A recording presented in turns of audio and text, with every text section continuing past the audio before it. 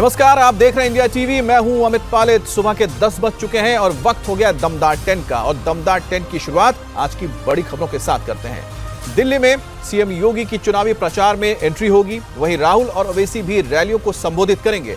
जलगांव में आग की अफवाह के बाद पुष्पक एक्सप्रेस से कूदे लोग, 13 लोगों की जान गई। सैफ चाकूकांड में पुलिस के हाथ नए सबूत लगे। और बाहुबली अनंत सिंह पर फायरिंग करने वाले सोनू मोनू गैंग कौन है, ये भी बताएंगे। 26 जनवरी की तैयारियां अंतिम चरण में है। लगातार रिहर्सल जारी है। ट्रंप ने पुतिन को ऐसी क्या धमकी दी कि रूस यूक्रेन का युद्ध विराम हो सकता है। अमेरिका के कई इलाकों में बर्फीले तूफान का कहर जारी है। महाकुंभ के 11वें दिन भी संगम तट पर भक्तों का रेला है। भारत ने इंग्लैंड पर 7 विकेट से जीत के साथ T20 सीरीज का आगाज किया। इन सभी खबरों पर हमारी नजर है, लेकिन सबसे पहले बात होगी मोकामा में बाहुबली नेता अनंत सिंह पर फायरिंग की। दमदार 10 में सबसे पहले बात होगी बिहार के बाहुबली पूर्व विधायक अनंत सिंह पर जानलेवा हमले की। अनंत सिंह पर सोनू मोनू गैंग ने जानलेवा हमला किया। 60 से लेकर 70 राउंड फायरिंग हुई है। अनंत सिंह अपने समर्थकों के साथ मोकामा के नौरंगा गांव पहुंचे थे। तभी सोनू मोनू गैंग ने उनके काफिले को घेर लिया और फायरिंग शुरू कर दी। अनंत सिंह किसी तरह बाल बाल बचे। सोनू और मोनू के पिता ने अनंत सिंह पर फायरिंग का आरोप लगाया है। फायरिंग की घटना के बाद से इलाके में दहशत है। पुलिस एक्शन मोड में है। आरोपियों की तलाश भी हो रही है। पूरे इलाके में 3 FIR को लेकर अब चर्चा भी हो रही है। इस पूरे मामले में एक पूर्व विधायक अनंत सिंह पर भी दर्ज हुई है FIR। फायरिंग का एक और वीडियो भी सामने आया है, जिसके जांच से पुलिस अब आरोपियों तक पहुंचने की कोशिश में लगी है।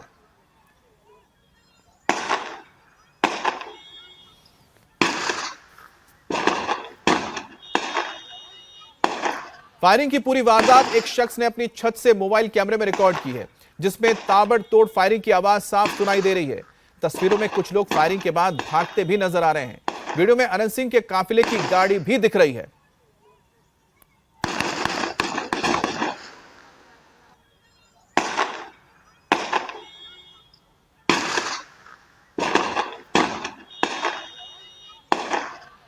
पुलिस ने 3 FIR दर्ज की है। फायरिंग करने वालों की तलाश भी हो रही है। शुरुआती जांच में पुलिस को क्या मिला, आगे की क्या कार्रवाई हुई है, आपको बताते हैं। पूर्व विधायक जी यहां पर आए थे और उनके समर्थक लोग भी साथ में थे। गोलीबारी हुई है। इन जो यहाँ नौरंगा के जो लोग हैं, उनका कहना है कि विधायक जी के द्वारा और उनके समर्थकों के द्वारा गोली चलवाई गई है। इस संबंध में हम लोग साक्ष्य संग्रह कर रहे हैं। जो भी तथ्य आएगा उसके आधार पर। क्या सोनू मोनू गिरोह ने भी गोली चलाई है? अभी जो है गोली चलाने वाले को हम लोग पहचान कर रहे हैं, उनको चिन्हित कर रहे हैं। जिनकी भी संलिप्तता पाई जाएगी उनके विरुद्ध कार्रवाई होगी।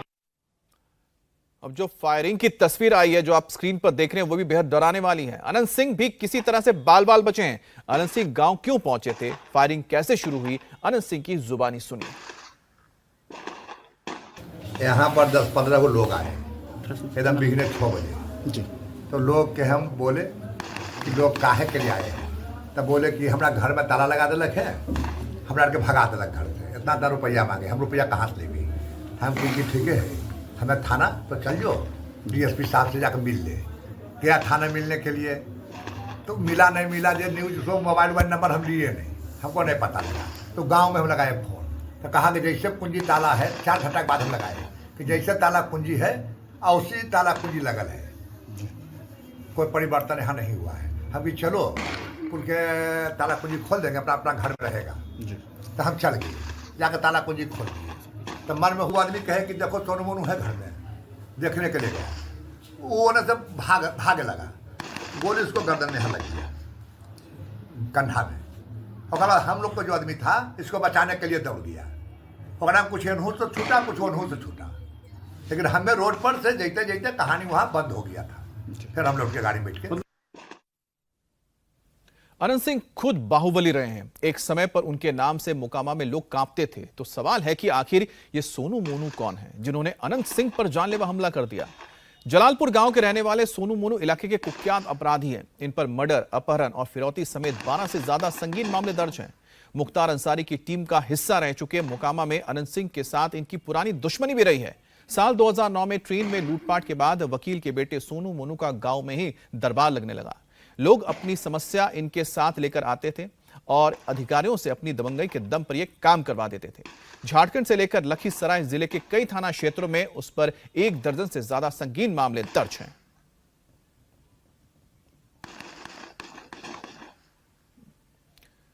और हमारे साथ नीतीश चंद्र भी जुड़ गए हैं। नीतीश, फिलहाल इस पूरे मामले में क्या पुलिस को हाथ लगा है? और दूसरी बात है, जो आरोप लग रहे हैं ये सोनू मोनू गैंग, आखिरकार इनकी भी क्या हिस्ट्री है? देखिए, सोनू मोनू उसी गांव के रहने वाले हैं और बहुत पहले ये अनंत सिंह के साथ जुड़े हुए थे। फिर अनंत सिंह के एक चचेरे भाई हैं विवेका पहलवान, जिनसे उनकी अदावत रही थी, उनके साथ ये जुड़ गए। बीच में रिश्ते बनते बिगड़ते रहे हैं और अनंत सिंह जिस जाति से आते हैं उसी जाति से सोनू मोनू भी हैं। तो उस गांव में जो सोनू मोनू की छवि है, एक अपराधी की छवि रही है। ट्रेन लूट की कई घटनाओं को इसने अंजाम दिया है और बाढ़ कोट जो कि वहां से करीब ही है, वहां पर एक बार बम फेंकने की घटना में भी सोनू मोनू का नाम सामने आया था। दरअसल ये घटना इस वजह से हुई कि सोनू मोनू का मुकेश नाम के गांव के ही एक व्यक्ति के साथ ईंट भट्टे का व्यवसाय चलता है और उस व्यवसाय को लेकर मुकेश के साथ सोनू मोनू का झगड़ा पिछले कई दिनों से चल रहा था। सोनू मोनू पैसे के हिसाब किताब की मांग कर रहे थे और जब बात नहीं बनी तो सोनू मोनू ने मुकेश के घर में ताला लगा दिया। इसी बात को लेकर मुकेश पहले पुलिस के पास गया, लेकिन बात नहीं बनी। फिर अनंत सिंह के पास गया और अनंत सिंह जो कि उसी इलाके में घूम रहे थे, वो खुद पहुंच गए मुकेश के घर। उन्होंने ताला खुलवा दिया और फिर ये संदेश अपने लोगों से भिजवाया कि सोनू मोनू को बुलाकर उसके सामने लाया जाए और फिर वो उसको अपनी बात रखेंगे।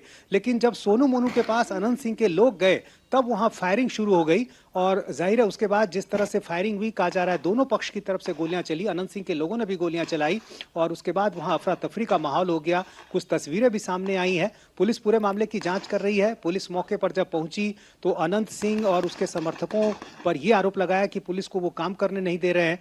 तो अलग अलग तरफ से एफआईआर दर्ज कराई गई है। सोनू मोनू की मां स्थानीय मुखिया है और उनके तरफ से भी एफआईआर दर्ज कराई गई है।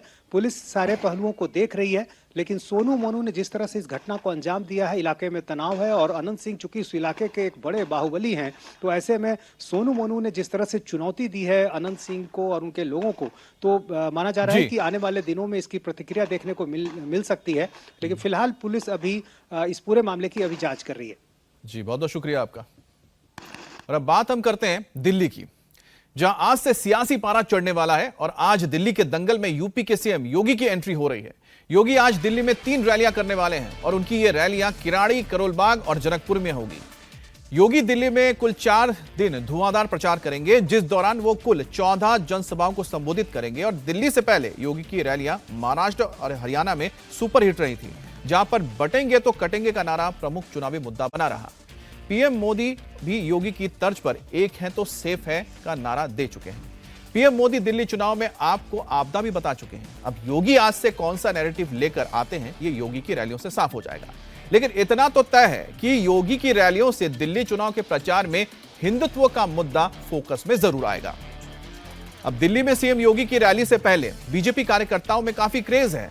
अभी तक दिल्ली का चुनाव दिल्ली से जुड़े मुद्दों पर लड़ा जा रहा है। बीजेपी जहां केजरीवाल पर करप्शन का आरोप लगा रही है, दिल्ली की बदहाली के बहाने केजरीवाल को घेर रही है, तो केजरीवाल रोज रोज नए वादों पर चुनावी ट्विस्ट कर रहे हैं। लेकिन योगी की एंट्री से समीकरण पूरी तरह से बदलने की उम्मीद है।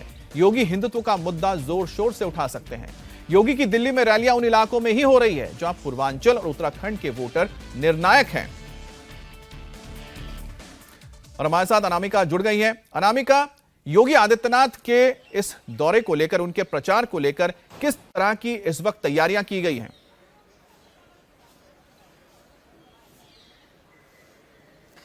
जी अमित, योगी आदित्यनाथ यूपी के मुख्यमंत्री हैं। वो दिल्ली के लिए बीजेपी के स्टार प्रचारक में से सबसे फायरब्रेंड नेता में से एक है, इसलिए तैयारियां भी जोरों शोरों से चल रही है। आज जो पहली रैली होनी है वो किराड़ी में होनी है, दूसरी रैली जो है वो उत्तम नगर में होनी है और तीसरी रैली है वो जनकपुरी में होनी है। तो 3 रैलियां आज योगी आदित्यनाथ करेंगे और 4 दिन का पूरा ये कार्यक्रम है और 4 दिन में 14 जनसभाएं करेंगे। इसमें जो सबसे अहम सीट है वो मुस्तफाबाद की है, जहां पे मुस्लिम जो बहुसंख्यक लोग हैं वो रहते हैं। मुस्लिम जो पॉपुलेशन है वो वहां पे ज्यादा है। लेकिन अब देखना ये होगा क्या कुंभ की बात जो है वो दिल्ली के चुनावों में आएगी। हिंदुत्व की जो बात की जा रही है क्या उसे कुंभ से जोड़ा जाएगा, क्योंकि राजधानी दिल्ली में यमुना सफाई एक सबसे बड़ा मुद्दा है और किस तरीके से यमुना गंगा और सरस्वती का जहां पे संगम होता है वहां पे इतना बड़ा आयोजन करना, यमुना की गंगा की सफाई करना, उसको भी दिल्ली चुनाव से हमें जोड़ा जाएगा और अभी से जो तैयारियां हैं वो शुरू हो चुकी है। जी, तो आप नजर रखिएगा, हम आगे आपके पास अपडेट के लिए आएंगे।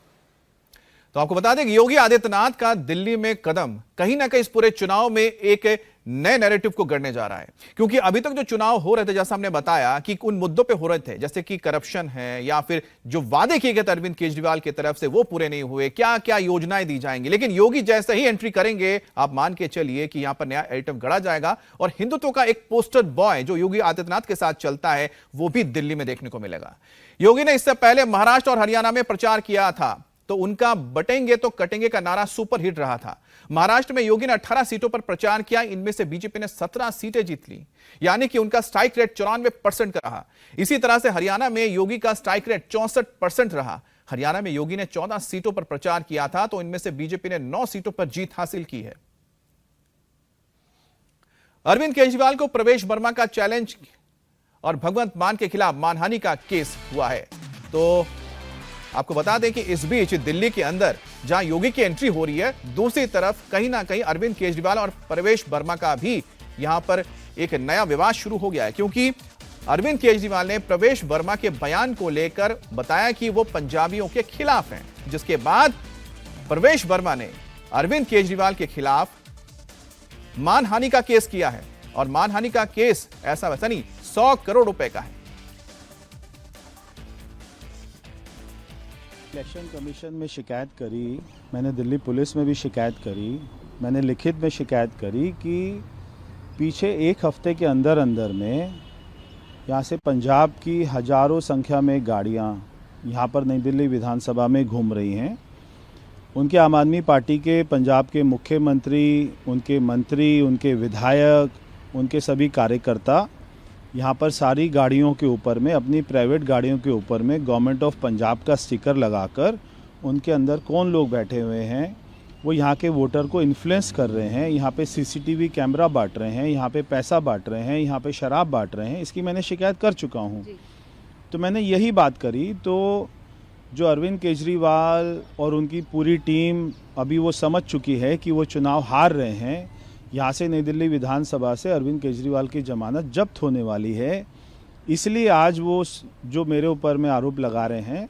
तो मैं आज दिल्ली के पूर्व मुख्यमंत्री अरविंद केजरीवाल के ऊपर और पंजाब के मुख्यमंत्री भगवंत मान के ऊपर में 100 करोड़ रुपए का मानहानि का मुकदमा दर्ज कर रहा हूँ। दोनों के ऊपर में 50-50 करोड़ रुपए का।